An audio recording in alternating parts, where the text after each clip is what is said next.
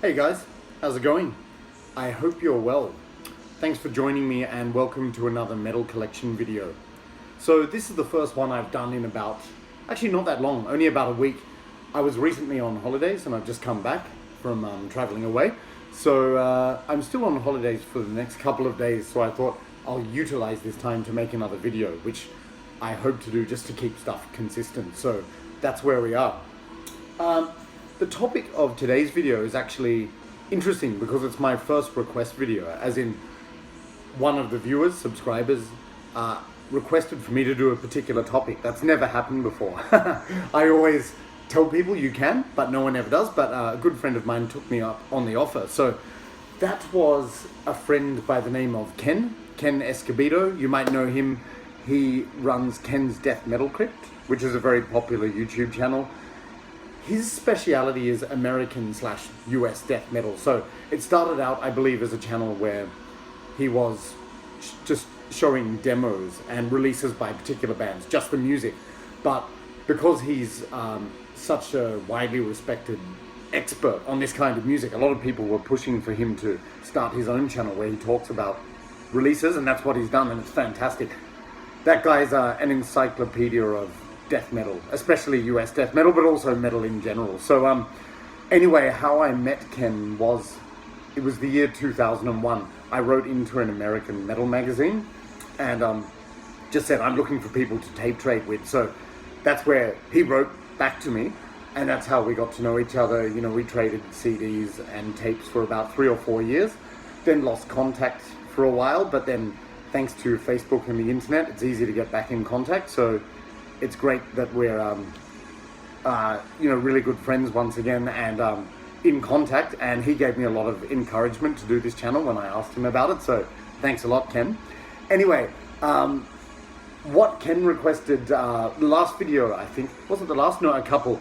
I showed a CD by an Australian band called The Dead.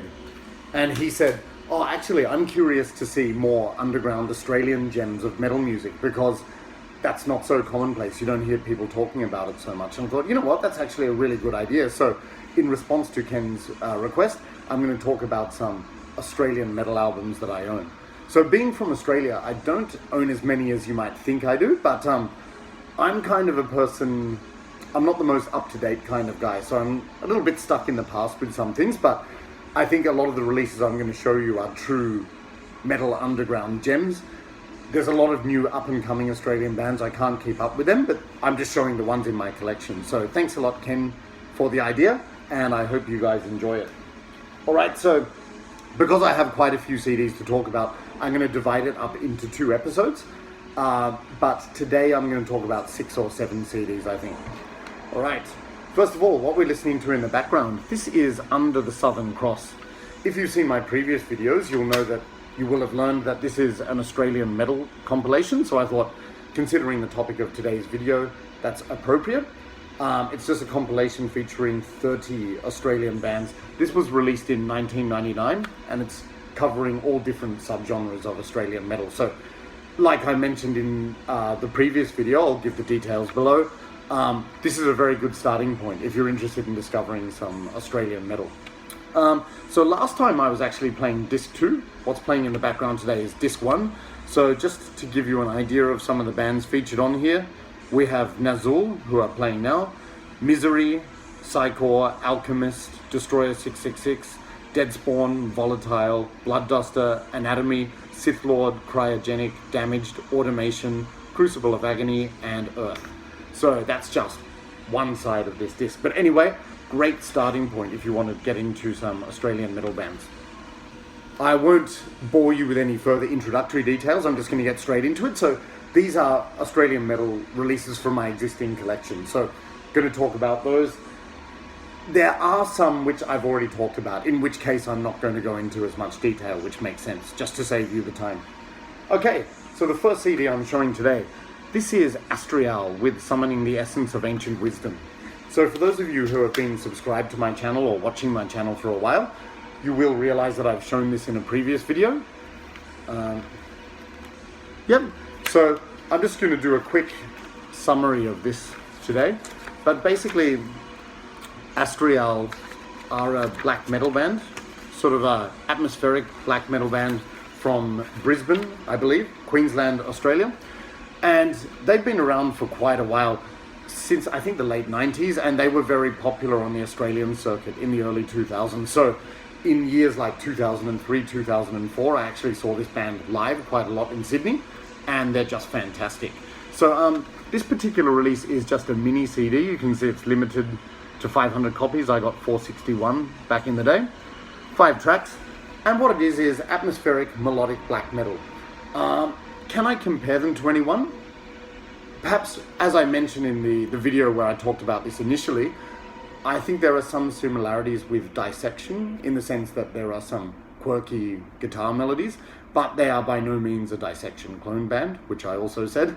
They also remind me a little bit of Windia, the Norwegian band, so it's sort of like taking influences, like a lot of Australian things, taking influences from other cultures, other countries, and then imbuing it sort of with its own character, because there are unique aspects of this band as well. So if you like bands like Dissection, Windia, melodic black metal in general, definitely check this out.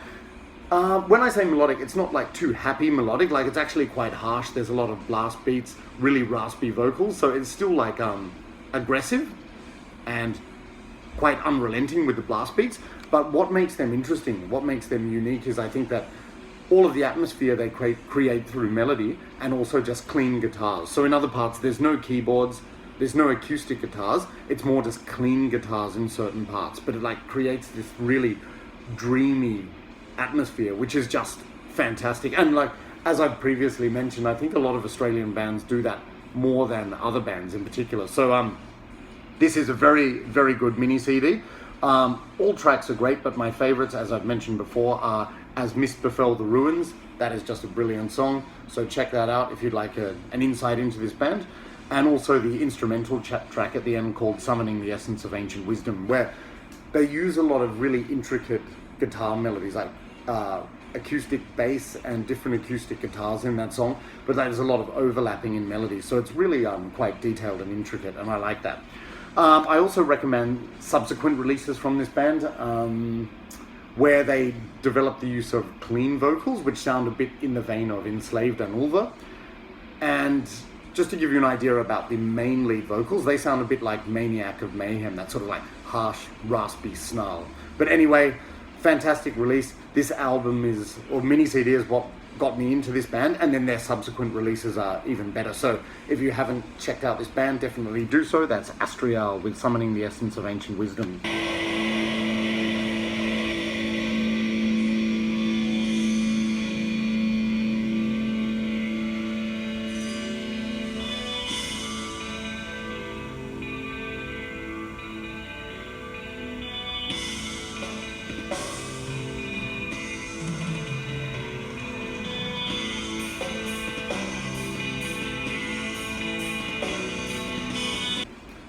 All right, I'm back, but it's still my holiday, so just enjoying them. This is refreshing. I think I've fallen for the marketing of the yellow can. It makes it seem refreshing, but anyway. All right, so coming up next, this is the band that some of you may have heard of, may not. I don't know. This is BALTAK with Macedonian Darkness and Evil. So some of you might be saying, wait a minute, I thought this particular video was about Australian metal. True, but this largely one-man project is from Australia. He's half Macedonian, so I think born in Australia to Macedonian immigrant parents, that's my understanding. And all of the content is based around ancient Macedonia and Alexander the Great. So it's sort of, he's taking inspiration from his cultural heritage, I think. So just show you the inner booklet there. This was released on Battle God Productions in the mid-90s, I think, like 94, something like that. So a picture of Alexander there. Anything else? There you go. All right. So, yeah, what can be said about this band? Like, this guy, yes, in many ways he's Macedonian, but I've met him at festivals before selling merch and stuff, and he's also in other ways like just a very typical Sydney suburbs bloke, but really nice guy. He always gave me discounts when I was buying CDs. He runs a lot of merch stands, and he's involved in a few bands. So this is his main one. I'm not sure if it's still active, but I think he did release a few albums. Anyway, this is the first and my favorite. He released this in a one-man capacity. You can see here all the lyrics are in, sorry, all the titles are in Cyrillic, Macedonian, but then he translates them phonetically on the inside. But just in a nutshell, what is this kind of music? It's extremely fast, furious, blinding, atmospheric, intense black metal. So not atmospheric as in, oh, there's nice sweet melodies, but like he creates such a strong atmosphere through this like fast, relentless chaos. It's like extremely fast blast beats, shredding chaotic guitars, and like these piercing psychotic vocals, like I can't do it, but like it's really just like sung with so much emotion and anger. And I remember he described it himself as like the most blinding, intense, and atmospheric black metal ever. May seem like a like a bold statement to make, but I do understand what he means. It does sound unique in the sense that all of the chordal patterns and harmonies are different. It's not like a Scandinavian black metal at all. It's a little bit different, although there are some similarities. But anyway, very, very great band. And what it always makes me picture is, like when I listen to this album, is like battlefields in the Hellenic world. Now I know Macedon and Greece were enemies and so on, but like, you know that scene in the movie Troy where Paris is fighting Menelaus, like the Troy city walls, when they have that first battle clash. This album makes me picture a scene like that on an overcast day in the ancient world. So like it really invokes those amazing kind of images. So I just love this. Really, really good.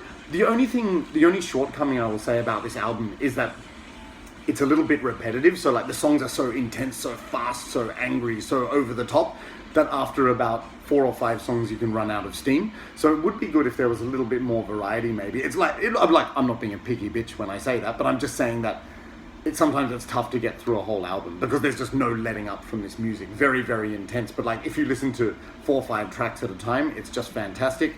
Sometimes he changes up the tempo, and I think that's when this band really shines through, because when he slows down, there's even more atmosphere. So my favorite tracks on this would definitely be track 2, which is called Umiram Sega. Like that one is mid-paced and fast, but like there's this part where it just shifts into this slow bit, and like he's just screaming his head off like with so much emotion, and does like calling out and singing in this really sort of yearning, intense way. But like it's just brilliant. Like I'll try and play a sample of that to show you what I mean, but Umiram Sega is a brilliant song. Also track 4, which is called Meitsa Kopfa, that is where he slows down again, and just really, really slow, like 4/4 time in that, but like there's still the intense shrieking and everything, but like you've got some like heavy thunderous drum fills and everything, and like it just sounds absolutely amazing. So like I feel that this band there's so much emotion and anger in it, like it really does produce a special feeling when you listen to it. Also, yeah, Meitsa Kopfa, that also has a nice melodic guitar solo at the end. So there are some guitar solos. It's largely blast beats, but also mid-paced, but really just for something completely unique, I'd recommend this, an intense experience. So that's BALTAK with Macedonian Darkness and Evil.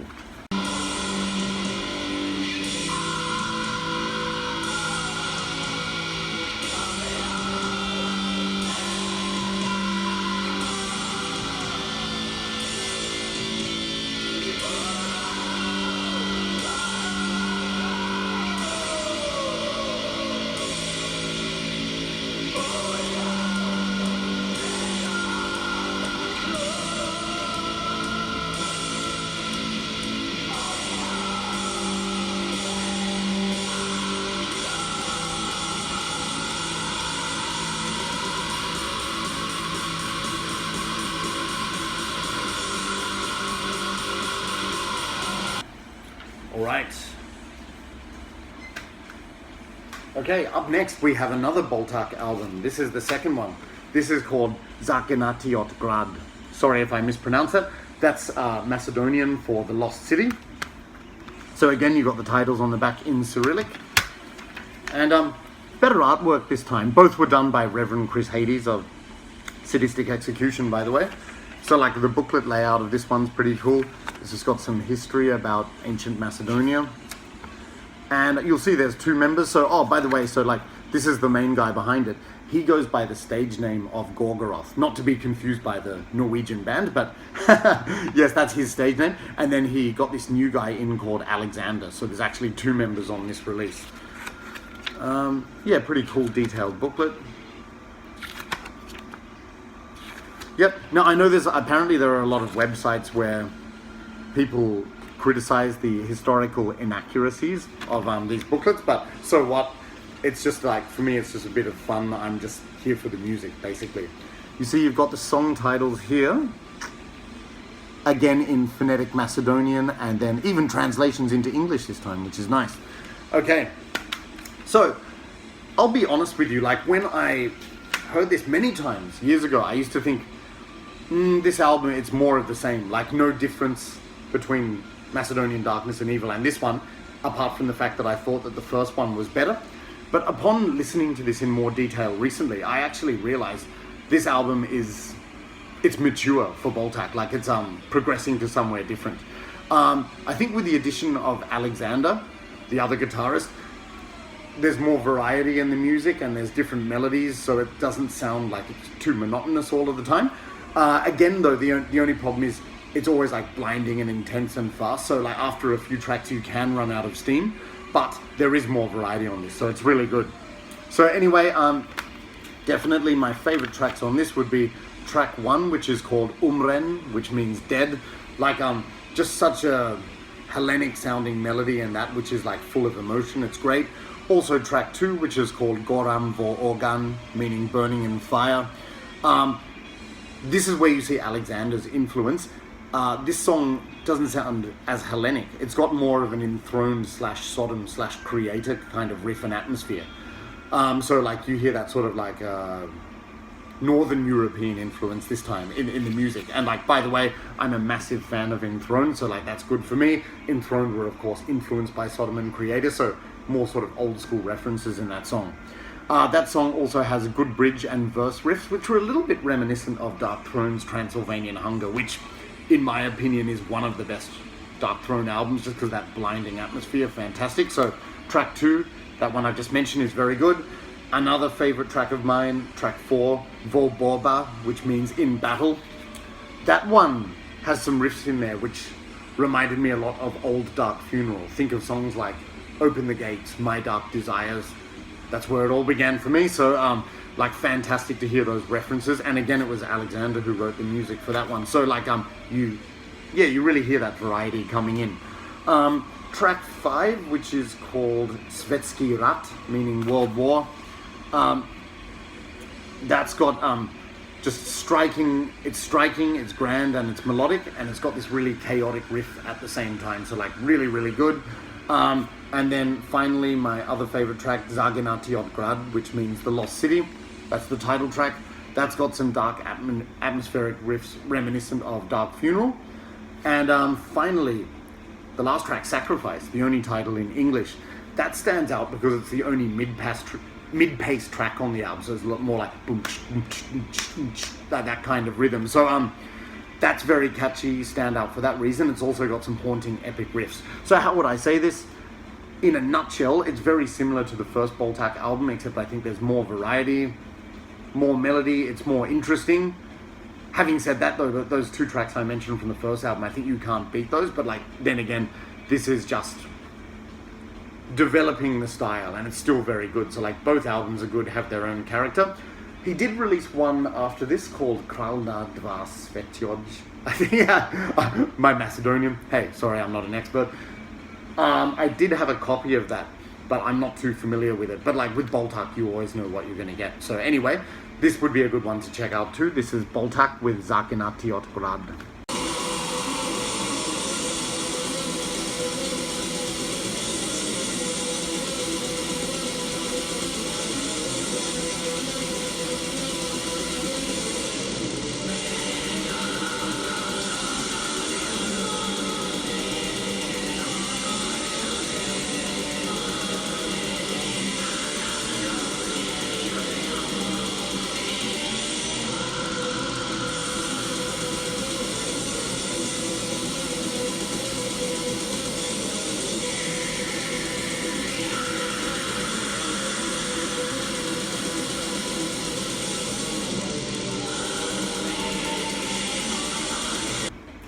Okay.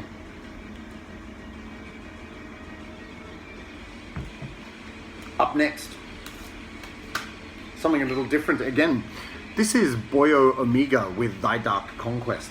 So if you're not familiar with Boyo Amiga, this is quite an underground band. There is a connection with BALTAK. Have a look at the inner booklet, so it's promoting the other BALTAK albums. That's because this was also released on Battle God Productions, and the vocalist of this band is none other than Gorgoroth, who is in BALTAK. So, but it's interesting because it's BALTAK, the BALTAK vocalist, and then featuring the musicians from the Italian band Mortifera. So, very different, similar and different to BALTAK. So, how is it similar to BALTAK? With the vocals, like those high, piercing, high shrieked vocals that BALTAK is famous for. But also, as in BALTAK, he does the occasional low pitched growls and stuff. So that is present. Musically, though, it's very different to BALTAK because it's different musicians. So they play sort of very epic, atmospheric black metal, based mainly on the guitar riffs, but they include some keyboards too. It's just, it's melodic, it's catchy, it's atmospheric, and it makes for a lot of fun. Just a great atmospheric black metal album. So, yeah, they don't really sound like a typical black metal band, so I think there's something different about them, definitely. And how I heard these guys, firstly, was on a German compilation album, where the song they played was, I think, Walking on the Path of the Black Death. But yeah, basically every song on this album is very good. The opening track, I think, features a sample from Conan the Barbarian, like that kind of music. So with that epic and atmospheric music, like, it certainly sets the tone for what's to come. My favorite track, though, 1, 2, 3, 4, 5, yeah, is definitely Black Harvester of Hate. Just the mid-pace breakdown in that song with the keyboards and the riffing and everything. Like, it's just like great, grandiose, majestic black metal, which a lot of us like. And also the vocals are really good. Like, it's sung with a lot of passion, but like he also does the low pitched growls, so it really makes for a fantastic release. Like, honestly, no bad tracks on this album at all, so I'd recommend that you check it out. Just show you the disc. It's got that front artwork in more detail, which is pretty cool.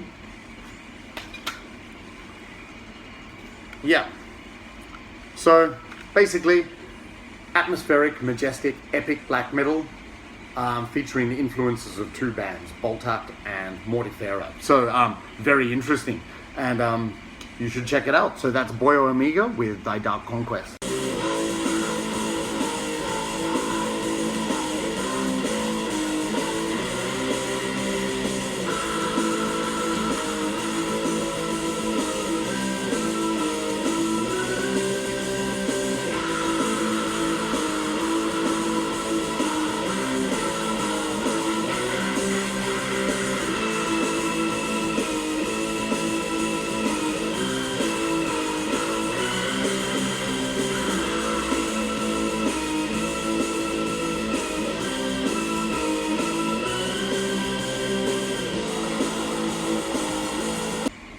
Okay, what have we got next?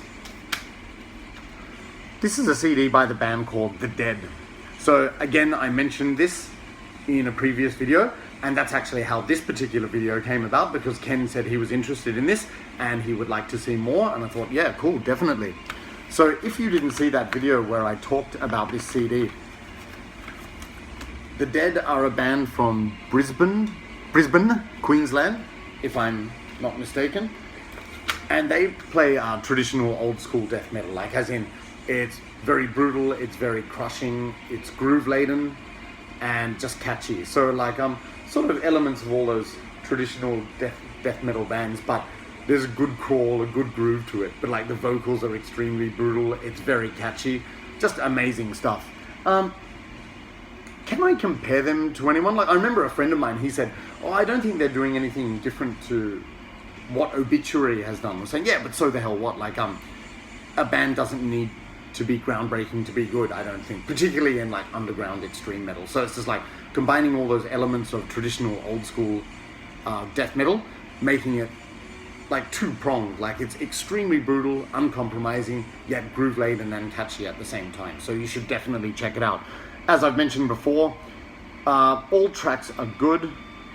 Like, in fact, excellent. My favorite one, though, is A Killing Kind, which is track 8, I think. So if you've got a spare couple of minutes, I'll let the music do the talking, but you should check that song out. I was captivated by this band when I saw them live. When they performed that song, A Killing Kind, I went, wow, I've got to buy this album, and I'm glad I did. So that's The Dead with The Dead.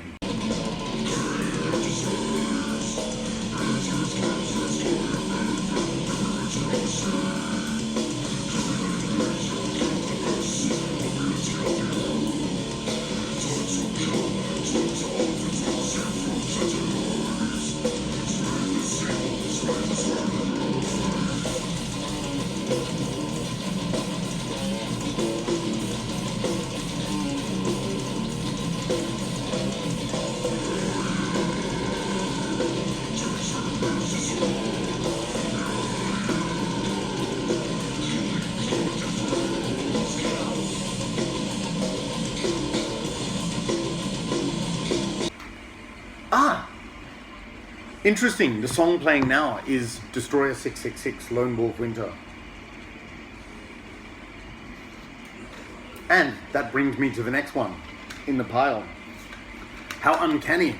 This is the band by the same name, so this is Destroyer 666 with Unchain the Wolves.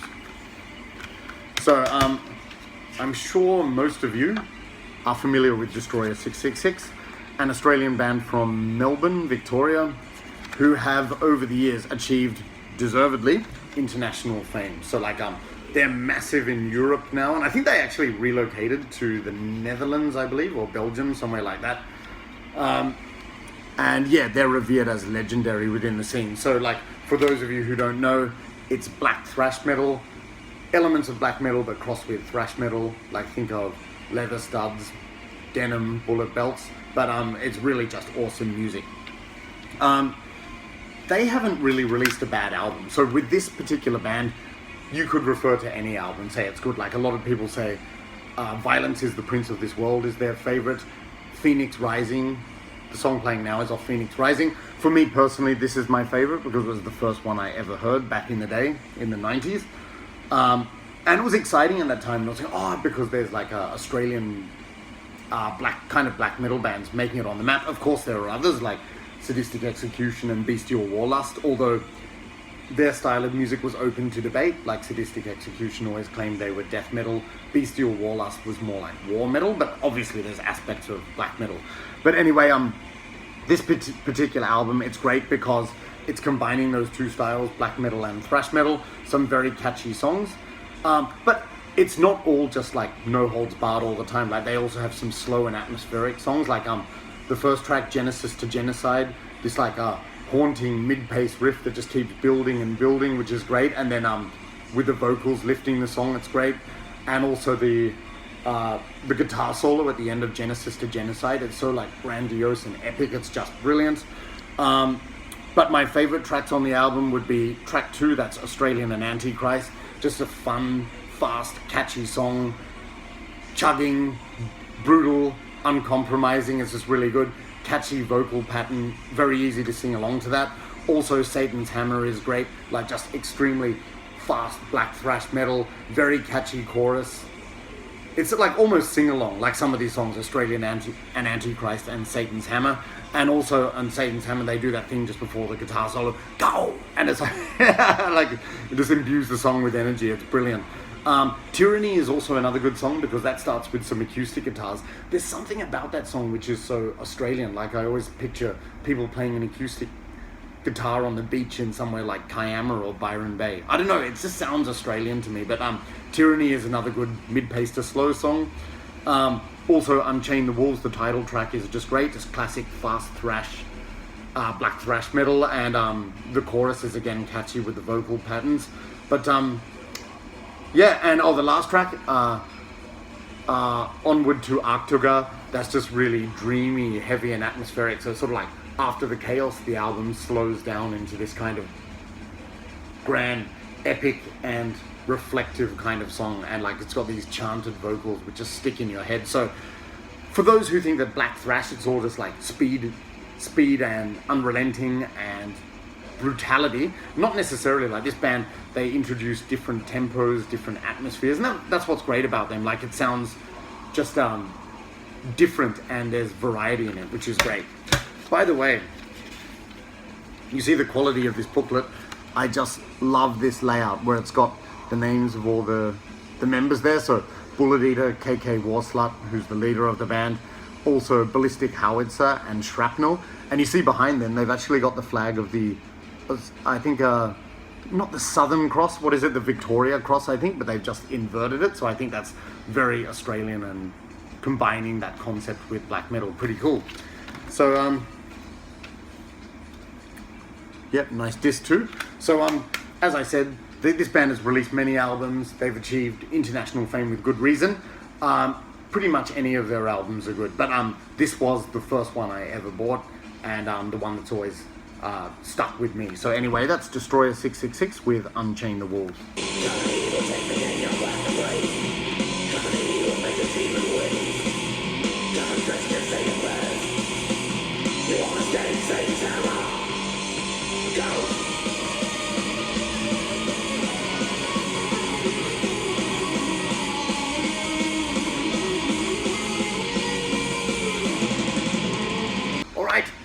So I've rambled on enough for today.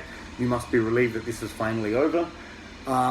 This is the end of the first episode. So next episode, I'm going to talk about more Australian metal CDs. So let me know what you think of these albums. Have you heard them? Do you like them? Do you have any questions about them? Let me know. Remember, I'm going to talk about the rest of my Australian metal CDs in the next episode. And I'm also going to recommend some other bands which I don't show.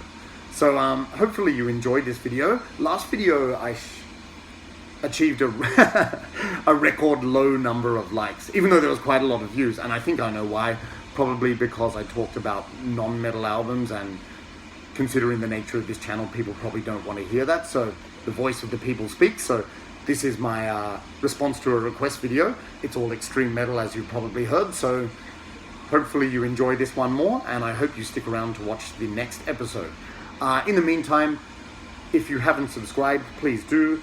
Thank you for your support, and I hope you continue to watch my videos. So stay tuned next time for Australian Metal Gems Part 2. Alright guys, thanks a lot for watching, take it easy, and I'll see you later. Bye.